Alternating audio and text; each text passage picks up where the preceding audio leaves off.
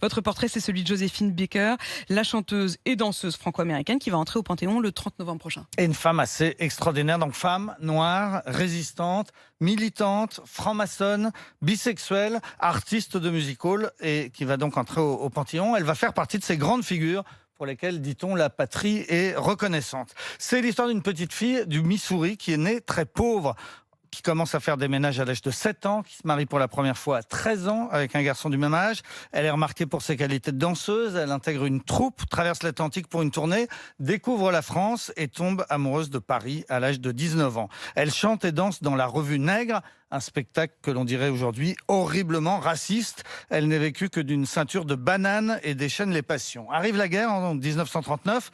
Elle est naturalisée française depuis 2 ans. Elle intègre aussitôt les services secrets de la France libre. C'est une espionne de luxe. Elle profite de sa notoriété pour traverser les frontières et faire passer des documents. Elle transmettra par exemple une liste d'espions nazis à des agents anglais, liste qu'elle avait cachée dans son soutien-gorge. Elle passe l'essentiel de la guerre au Maroc, mais elle loue un château en Dordogne dans lequel on va accueillir des maquisards, cacher des armes et cacher des juifs. À Alger, De Gaulle lui remet une médaille, puis elle reçoit la Croix de guerre 39-45, la Légion d'honneur.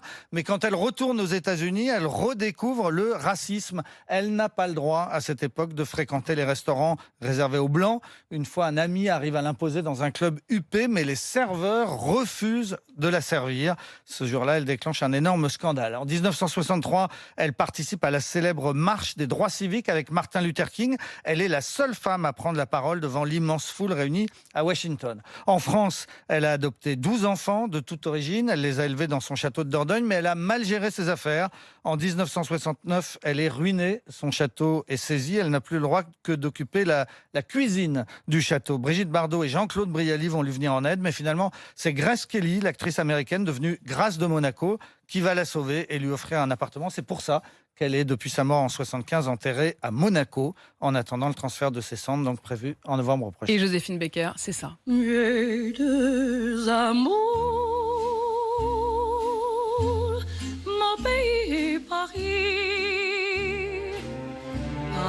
Merveilleux d'imaginer qu'elle va rentrer en effet au Panthéon. Ça fait quand même encore polémique. Relativement peu, il faut le dire, mais oui, il y a quand même des voix qui arrivent à s'élever, alors que quand on écoute le portrait de Nicolas, il y a quand même peu de choses à redire sur le parcours, sur l'aspect extraordinaire de la vie de Joséphine Baker et de tout ce qu'elle peut représenter.